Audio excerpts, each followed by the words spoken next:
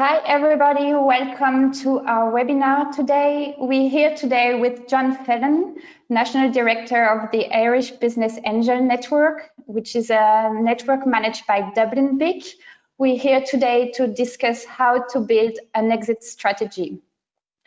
I'm Perrine, I'm Project Manager at the European Business and Innovation Centers Network. EBN is a partner of Investor Horizon. Investor Horizon is a project supported by the European Commission and Eureka. It's a project that is managed as a consortium.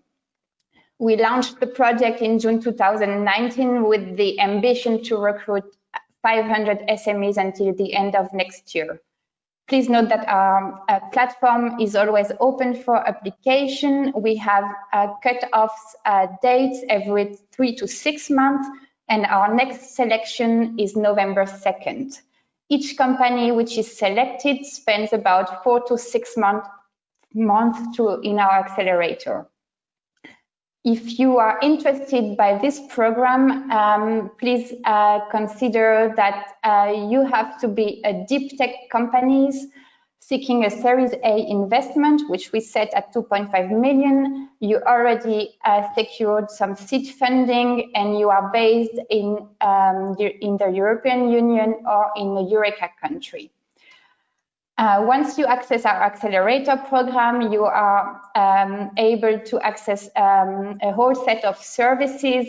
You work with coaches on your financial strategy and your investment strategy until you get to meet 2 to 3 months later European venture capitalist.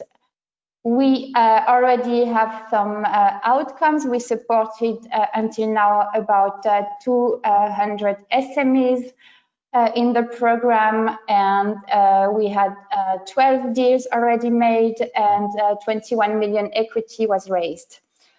This is a screenshot of our platform. You go on our website and you apply directly there. You have also all answers to your question. Beyond the accelerator program, Investor Horizon is also providing a lot of online classes. We have more than 20 classes that are available to our community of entrepreneurs. We do also have webinars like this one every month. You can already register to the next webinar in October 22nd. And please note that if you're missing an event, they are all available for replay on Investor Horizon website. This event today will be available as well in a few days. So I go now to the topic of today. I'm very happy to be here today with John Fallon to discuss how to build an exit strategy. John has prepared a very practical presentation for you. As I said, he's the National Director of Halo Business Angel Network. He has a lot of experience as an investor and as an entrepreneur himself. So John will present himself in a few seconds, and he will have 30 minutes, so 20 to 30 minutes to present. After his presentation, you all will be able to ask your questions. I do encourage you to start asking your questions in the questions window during the presentation. Please make sure to be short and concise when asking the questions so we have enough time to go through most of the questions. John, before we start with your presentation, as usual, I would like to do a very quick roundtable to know, to have a feeling of who is in the room today. So I'm going to ask you to ask our audience to answer these two questions. I'm going to launch now the first question. Please take a few seconds to answer.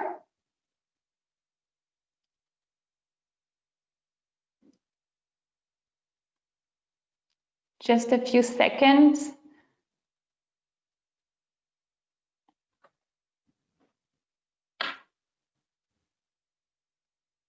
Thank you.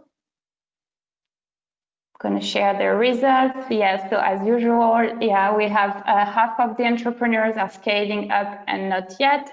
And we also have 30% of innovation experts in the room. I'm going to launch the second questions.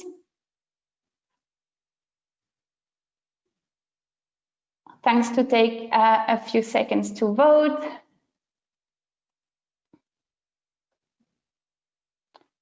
Have you already developed an exit strategy? Thank you. So most of the audience haven't developed an exit strategy yet. Thank you so much, everybody. I'm going to ask John to take over from now. And just a second.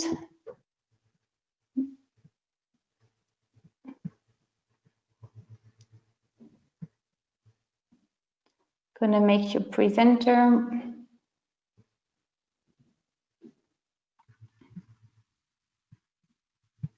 Is it fine with you, John? I think we're getting there, Corinne. Just see. Can you see my screen there? Yes, perfect. You have up to 30 minutes to present, and we'll go to the Q&A afterwards. Thank you. Excellent. Thanks, Corinne. Cheers. Hi, everybody. Afternoon. You're very welcome. Hope you're all doing well and your companies are progressing, notwithstanding the current crisis we're all in. That's been good for some companies and not so good for others. We might have a look at that in a little while. I'm also conscious that I'm from Ireland, so I speak very fast, so I need to try and slow down. We can pick up on any questions at the end of the presentation, which will be about 20 or 30 minutes. I'm conscious that we've got a range of different stages of development of companies and entrepreneurs on the call. This is quite a wide-ranging presentation, so we've actually taken it from very early stage, even the research, all the way through to a bit more practical and hands-on. So again, it's reasonably unstructured. It's a bit of a brain dump from my side. Just wanted to share with you some of the processes and the things we look at if we work on for an exit strategy and some of the companies I'm involved with myself. So a bit of background to me, I suppose, just to share that with you.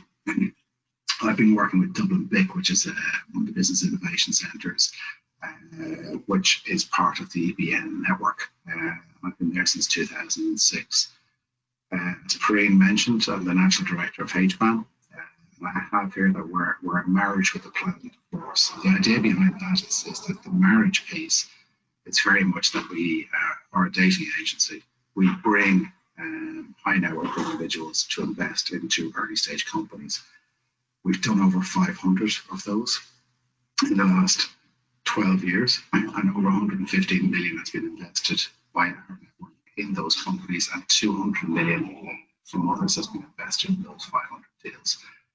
When we're saying the marriage with a planned divorce, the divorce part is the exit, and it's the exit for the investor.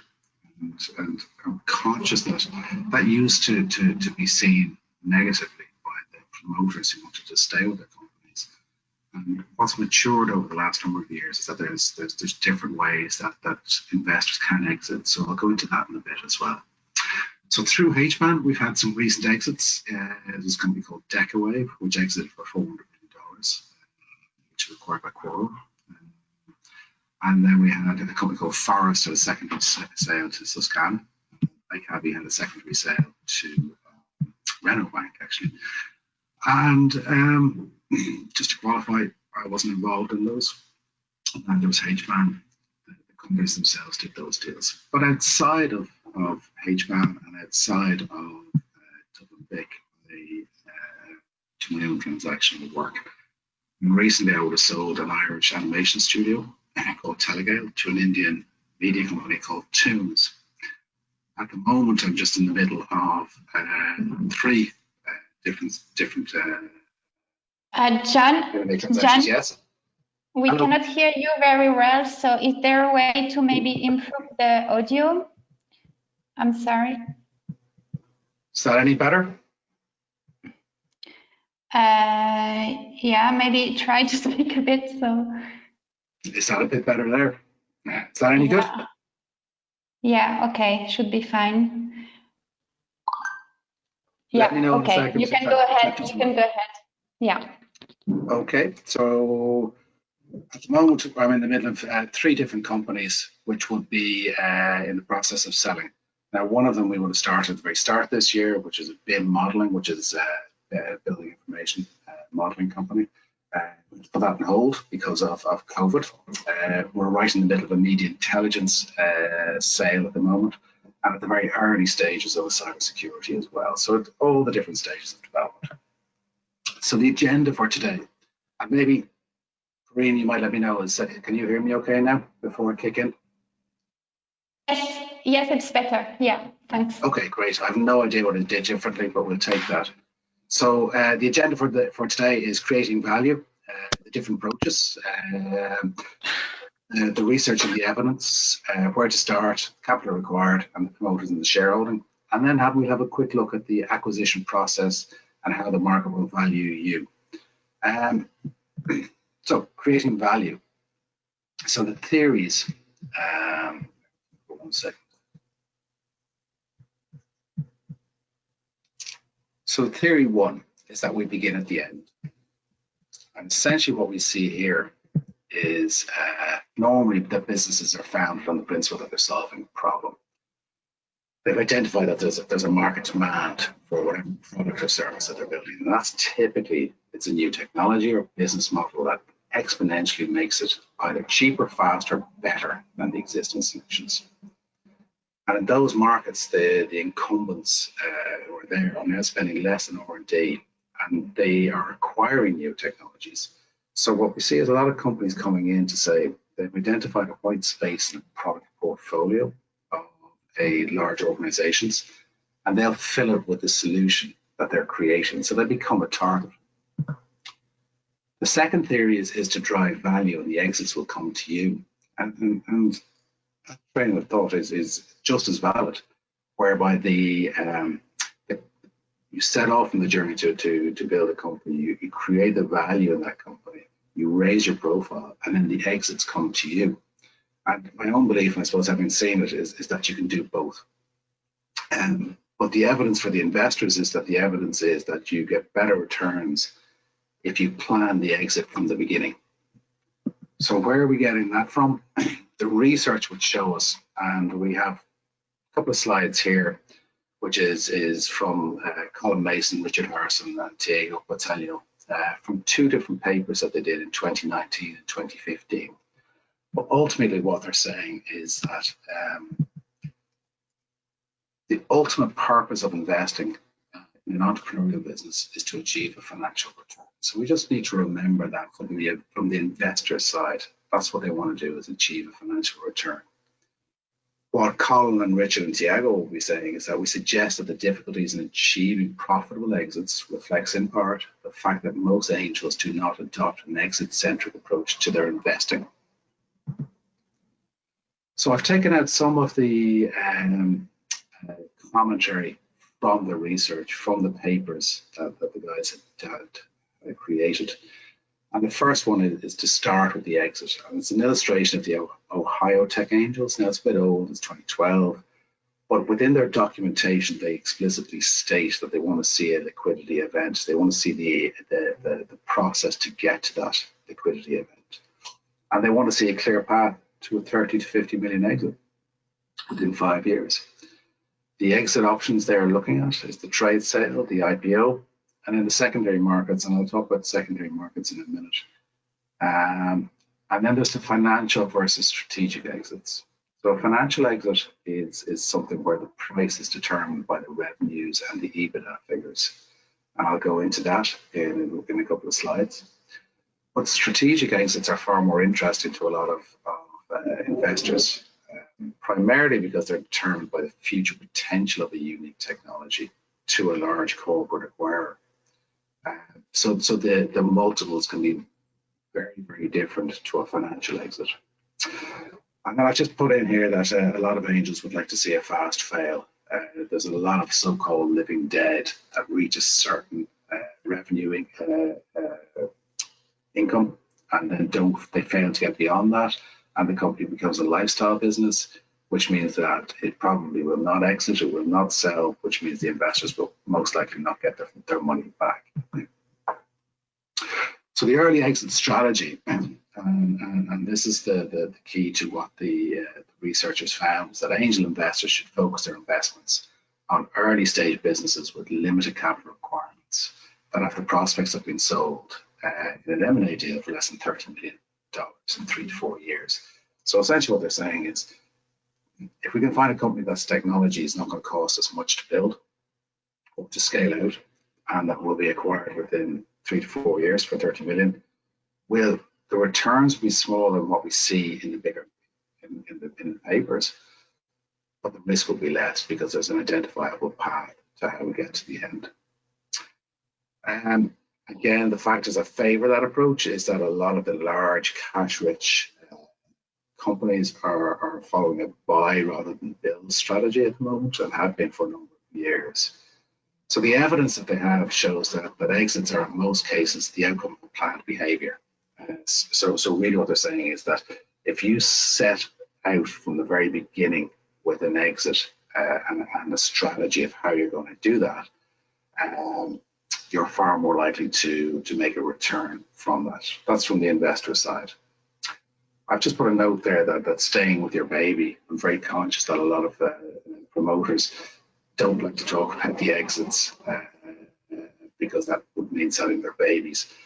And what we've seen quite a lot of in the last number of years is secondary markets, which are maturing. And the secondary markets effectively come in and say the early investors that were there, we'll give them a good multiple to buy them out, but we'll come in and we'll invest more money to help the company scale again. And that's become a really interesting model for a lot of people. So again, we had the Tech Coast Angels were at the HBAN annual conference here back in February. And we had John Harbison was explaining the ins and the outs of how the Tech Coast Angels, who are the largest angel organization in the US, and what their returns were like. So they had done an exercise in 2018 on 182 investments that they had over, if I recall correctly, it's a 20-year period. And the multiples that they had was a 4.9x of their investments. But 10% of their exits led to 90% of their dollars. And the Tech Coast Angels have a very clear, planned exit strategy model that they tried to follow. The other way the Tech Coast Angels work is that they do a lot of data gathering, which is for us, it helps us to understand different strategies, and we try to adopt their strategies, and we try to apply them here in Ireland as well. And sometimes it works, sometimes it doesn't. But essentially what they were saying is avoid the temptation of early exits. And sometimes it's better to keep your money on the table. And if they did an exercise where if they had sold the companies on the first offers, they would have got a 2.3x return. Whereas in reality, what they ended up doing is get their 4.9x return. So I suppose the point here is just that sometimes the offers that you get first time around may not be the best, but sometimes they are, and that's a dark art. So where to start? So I would say identify the problem, the solution to fix it, the market opportunity, the competition, the team to execute it, and the potential acquirers. That white space in the acquirers' portfolios that you will fit into. And again, you're on a 3 to 5 year journey, so it's understanding where they see themselves in that 3 to 5 years. Essentially, that comes down to the business plan. So I'm going to go into the capital required and that affects your shareholding. Excuse me. Great. Can you guys still hear me okay? Yes. we hear you fine. Very well, actually. Perfect, and I'm not talking too fast. No, it's good. Excellent, very good. So again, this is just an example. It's just to give people an idea of the capital that's required and how that affects shareholding. So some of you have been through this process, but it sounds like quite a few haven't. So the capital required becoming an attractive opportunity for a potential acquirer around a 10 million plus revenues and growing at 30% year on year, or higher if it's a private equity option coming in. So we look at the capital required. So at the seed stage, 20% is gone, plus you got an ESOP going in there as well. Series A, you got another 25% gone, and then Series B, another 30% gone. And you can look at that as that it's gone and you're giving your company away. I'd actually look at it a different way and say it's not all bad. And remember that 100% of nothing is nothing. And really, if you are taking on money from investors, you need to do your own due diligence to make sure that you are bringing on partners who have the ability to not just bring the cash to the table, but they can bring a network that works in the sector that you're looking to engage with, and they bring value to the table. Ultimately, it's a sale. It's what you're looking at. And I have just a small example there, that the summary cap table on the left, but then on the share in the pie bit on the right, I just put down an example of a 10 million exit. Whereas if you've gone through the previous summary cap table, you'd end up with less than 4 million for the promoters. If you have a 50 million exit, you actually end up with closer to 20 million. So it's doing that exercise and understanding how you can maximize your own shareholding. So one of the things we spoke about before with Corinne as we were developing the structure of this was the acquisition process and understanding how the market will value you. So I've just got a very high level stages of what an acquisition process looks like. So on phase one, you got the pre-investment initiatives. So essentially what you're looking at is preparing a qualified list of prospective acquirers. Then you need to create a teaser document, which is 1 or 2 pages. It may or may not identify the company. A lot of the times we don't identify the company to protect it. We don't give out huge amounts of confidential information, but we give enough that there's a tease in there to interest people to engage. We then create an information memorandum or an IM, which is a lot more detailed. And there's a huge amount of information will go into that. A lot of it's confidential, but that is only shared with interested parties once they have signed an NDA. So you're under a legal framework then. So the first phase takes about 6 weeks, and then we go to phase 2, which is more like a 10-week process. So that's when you go out formally to the prospective acquirers. You go out to them with a teaser. You ask them to come back with letters of intent, and those letters of intent will show if they are genuinely interested, how they're going to pay for the transaction. And then you have the information memorandum, and then the letter of intent. You maintain a strict offer deadline, because what you want to do is create competitive tension within the process. You want to get a number of different parties to the table, and you want to evaluate the best ones. So they've all got to come in at the same time with the best offers. The best offer may not just be money. It may be something else. It may be access to markets. It may be a strategic investment that would help you, particularly if you're staying on in the company. Phase 3 then is just a continuation of the execution, where you shortlist a number of preferred investors, and then you organize management presentations. Then you receive the offers, and then you choose preferred bidder. And then phase 4 is going into the full due diligence by the preferred investor, negotiating the terms, the cash part, the earnouts, the warranties, representations, and then just completing all the legal documentation that's required. So ultimately, this is a 6 to 9 month project process. If anybody's any questions on that, we can go back to it later on, or the slides are going to be available afterwards, so you can have this as well. So understanding how the market will value you. And One of the important things if you're going into this process, is to know your value and to understand the range that you fit into. So the multiple services versus ARR. And some examples would be, in the service industry, you might be worth 2x to 4x your EBITDA figures, where a SaaS model, you might be worth 10x to 16x, or a strategic, you could be worth X amount, depending on the potential value to an acquirer. So how do you prepare that? You compare valuations against publicly quoted companies. So you're looking for the price earnings on the publicly quoted companies, and that gives you an indication of what multiples they're using. The size of the market's important. Is it a growth market with large gains yet to be made, or has growth plateaued and there's many incumbents, so the market's stagnant? So that's going to be that's going to influence the price as well. How much free cash is available in the next 3 to 5 years? So typically, if you're throwing off cash, the company can pay for itself quite quickly. But if you're still in spend mode and you're still acquiring markets, you probably don't have much free cash at all. So it's an acquisition based on future strategic potential that the acquirers see that your technology can bring to their existing customer base.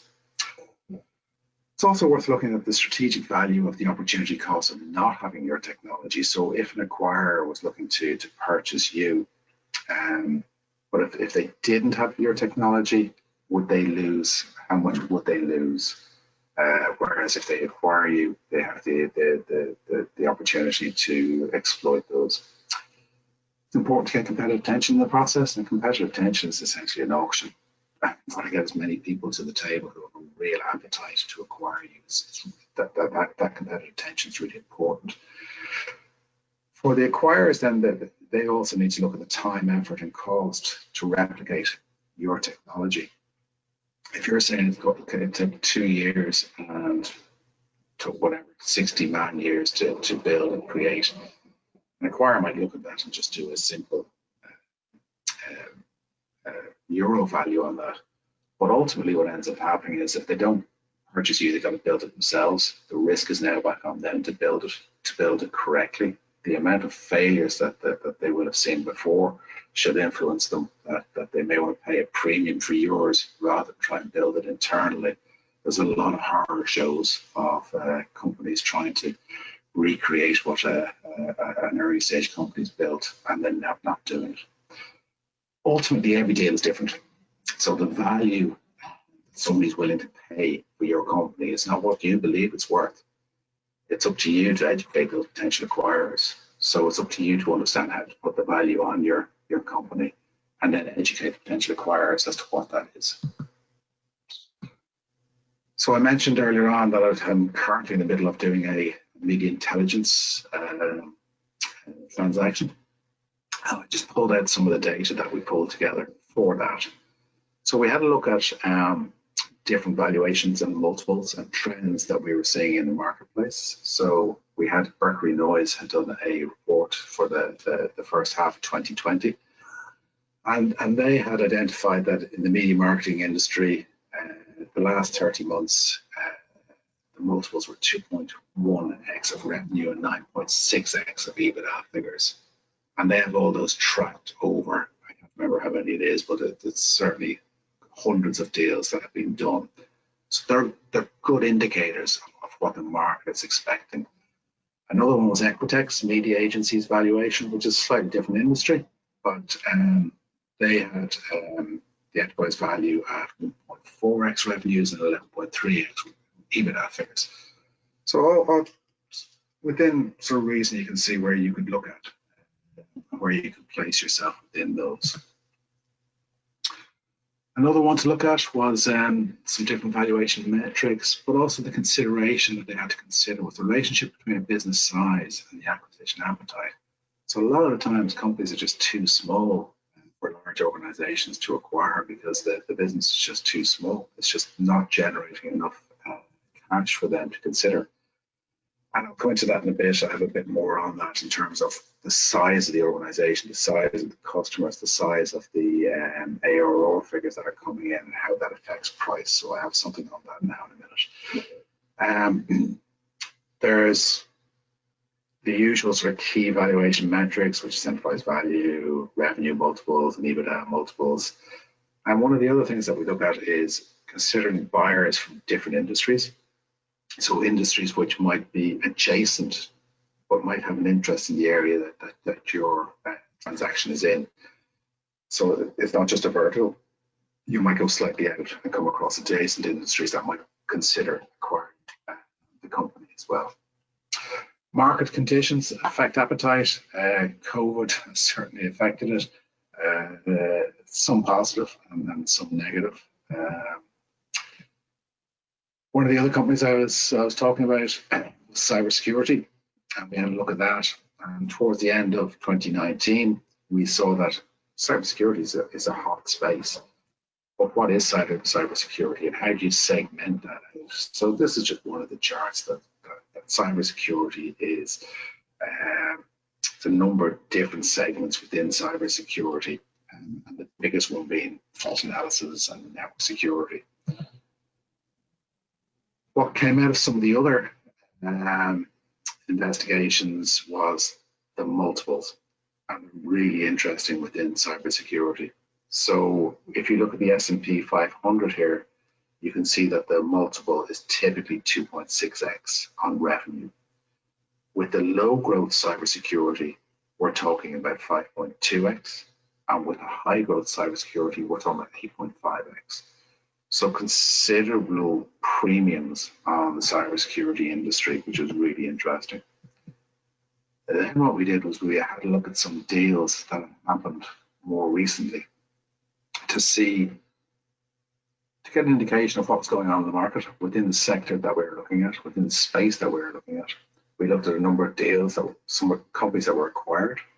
We'd look at the profile of those companies. We'd look at the profile of the acquirer, and to see what their appetite was like, to see how many acquisitions they've done in the past 12 or 24 months, to see what kind of multiples they're paying. If they're public companies, they have to declare what they paid, or generally they do. So you can get an indication there of what they've actually paid for companies, and that can be really useful. Another sort of high level look at comparables. So there was, again, this is for the cybersecurity industry. So again, on both the green areas here, you can see that the high growth area is the top one, and they're really well capitalized and they have significant revenue. So these are companies that are doing hundreds of millions of dollars. They have high revenue growth of 20% plus. They have revenue multiples of 6.9x, but reducing. They have EBITDA multiples of 23.6x. So the indications from this is that cybersecurity is a really hot market with really high multiples. Now we can use that as an indication for the stage in the market we're at, which is very early stage, and you would not have those size of revenues. And because we're private companies, not public, and shares are illiquid, we've got to apply a discount to any of the multiples that we see. So it's going to be 30% plus on the discounts. Even if you go down to the next bar down, we have no growth. And we see that the revenue multiple is 6.4x and the EBITDA multiple is 18x. So ultimately, we're talking about really hot industry and lots of interesting multiples being paid. So some recent SAS research, just thanks to my colleague Eugene Smith of Dublin Vic in the AIBC fund. Eugene shared this with me recently from the SAS Capital research. And essentially, SAS Capital, I suspect a lot of our audience here will be SaaS companies. The growth rate is the single largest determinant of your company's valuation multiple. And how you compare companies of similar size and stage determines whether you might earn a valuation premium or a discount. So if I look at the left-hand side, we have the growth by ARR. And I've got the links here so you can download the full reports as well. But it's just an interesting one that if you are less than $1 million in revenues, your average growth rate will be expected to be about 144%, but actually the median is 68%. So you're going to be around that. You want to see that kind of growth. If you're in the 1 to 3 million, you're going to want to see a 45% growth rate or 93%, which is the average, and that's obviously being taken by some extreme companies at the top end. On the right-hand side, we have growth by ARR and funding. So, for example, the 1 to 3 million companies revenues, 63% VC backed, 30% bootstrapped on 1 to 3 million. And that goes down progressively as you get towards more than 20 million.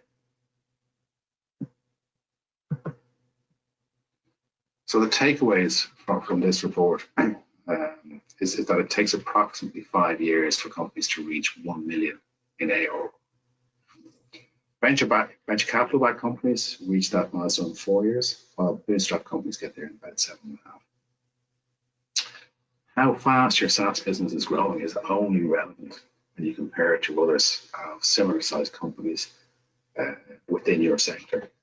So, for example, a growth rate of 80% for a 3 million SaaS business is below average, while growth of 8% for a 20 million SaaS business is twice the average. So the average, so the smaller company might be worth 5 times revenue, or the later stage company might be worth closer to 10 times revenue. And that's because of the bulk and the size of its revenues. In terms of COVID, and we did mention COVID earlier, is that we have seen some companies have been impacted. Sorry, a lot of companies have been impacted, some for better, some for worse. So companies that are focused on health, digital remote communication, so the work from home is great. Telemedicine is doing really well. Logistics and food and supply chain, all those verticals are really benefiting. The other one that's not there is online learning, which is doing really well. And then we're obviously seeing companies that are focused on restaurants, non-essential shopping, travel, and retail. They're all struggling. So I think it depends which sector you're in. Some sectors are really hot. Some sectors are just really impacted negatively. So, folks, that was a wide-ranging tour of what you would look at for an exit strategy, how to create the value and understanding how the market will value you. I'm conscious we didn't cover everything. There's probably a lot of things that you may have felt that we could cover again. I'm happy to take questions and do Q&A. Corinne. Hi, I'm back. Thank you, John. Thank you for this presentation. Please, all attendees, you want to ask your questions to John, it's now is the moment. John, so many of our accelerator participants are in the process of raising funding, and it's always a recurrent question. Do you include the exit strategy, or is it recommended to include this in your investor pitch? If you pitch to business angels or to VCs, and if yes, how detailed should you be in the beginning? So I think it's not necessary, but I think what it shows is that you understand where the opportunity is within the larger market. Should you have it in a deck? I think you'd allude to it and you might show some detail on it, but the reality is what you share at this early stage is most likely going to change. By the time you get to the stage where you're selling in 3-5 years time, the market will be in a different place. But I think what it shows is a discipline for looking at how the market requires and sees the problem that you've identified, and how they haven't reacted, but how your technology or your platform or your product is going to fill that gap. And then you have to look at the competition around you and what everybody else is doing, and to see it's a race then to see who is going to come up with the best product. And quite often the best product doesn't necessarily win. It's the one that the market adopts was the winner. So to answer your question, would you put it in? If you have it, yes. If you don't have it, it's not the end of the world. Okay, You create a thanks. great company. Okay, I'm taking some questions. How do I know when it is the right time to sell? That's a black art. It's very difficult is the answer. And some people will tell you that you need to sell at a particular time because of whatever internal or external forces might be the right time to sell for the company. And other people will tell you to hold on because the market is accelerating and the prices are getting better. I've seen companies that have been offered hundreds of millions, decline those hundreds of millions, and then take less than 10 million 2 years later because the market has caught up with them and the competition has come in. So you need to understand that every single transaction is unique, and I think you need to understand yourself. Thanks. You showed the steps of an exit procedure. Is it the business angel network, the VC, who is in the driver's seat, or a merger and acquisition company? So that process that I presented there would typically be a corporate finance M&A transaction process that they would use. So that's one I would use for companies that I'm helping to sell. That may not necessarily be my companies; they may be third-party companies. But this is the process that we use with them. VCs typically use third-party corporate finance houses as well. What amount of know-how your investor is mandatory, recommended? At what stage? Is there any regulatory requirements? I'm not sure I understand that one, Parain. Do you read that to me? Yeah, I'm reading the questions. For this one, Daniel, maybe you might want to rephrase it a bit. What amount of know-how your investor is recommended? At what stage? Are there any regulatory requirements? So different countries might have different regulatory requirements. Yeah. In Ireland and England, there are fiduciary requirements, but they're not regulated. In terms of how much knowledge they should have, the investor, it really depends on their background and their own experience. How do I make sure that my board has my back and support the right strategy for the company? So managing a board it's an art, and it's a lot of the heavy lifting of working with a board is done outside of the board meetings. So that relationship building with your board and that communications and that open communications when you're not at board meetings is really important, and to develop that trust with everybody on the board, to understand that they appreciate that you are communicating everything that you can to them and positioning the way you believe it should be, and have the discussions that if they think you're not doing the right thing, that's absolutely fine, that you can have that discussion with them and understand where they're coming from. If they are coming from an area or an experience where they see you doing the wrong thing and they tell you that and explain it to you why, that's hugely valuable, because it stops you wasting 6 to 12 months of your life going down the wrong road and doing the wrong thing. So the reason you bring on a board of advisors or directors is to help you get advice from their experiences and what they've done before. So don't know if that helps. Maybe also a tough one, but what is the best way to identify and approach potential acquirers in your experience?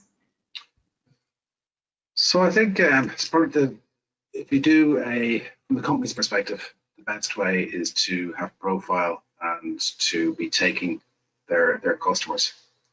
If you're taking their customers, they're gonna know it, and they're gonna want to know how come you're taking their customers with what technology and why. Develop a relationship with them on the basis that they may end up acquiring you, and you might as well keep everything friendly at that stage. And then what I would look at would be a process whereby you have a number of these different types of companies who are sitting up and looking interested because you are taking their customers. And then you go to the process that I mentioned earlier, and you create that competitive tension, and that way you get the best price for the company. Okay, thank you, John. It's already, I think, over for today. I think we had a good discussion, and I really want to thank you, everybody, for joining this this webinar. I'd like to ask you to give us a quick feedback after this session and tell us what you recommend to improve, and if you have any suggestion for a new topic, do not hesitate to let us know. And thanks again, John. Your presentation will be also made available to the participants. And as I said before, the webinar will be available for replay in a few days. I wish you all a very nice end of the day, and hope to see you next time. Bye. Thanks, everybody. Thanks, Perrine. Thanks.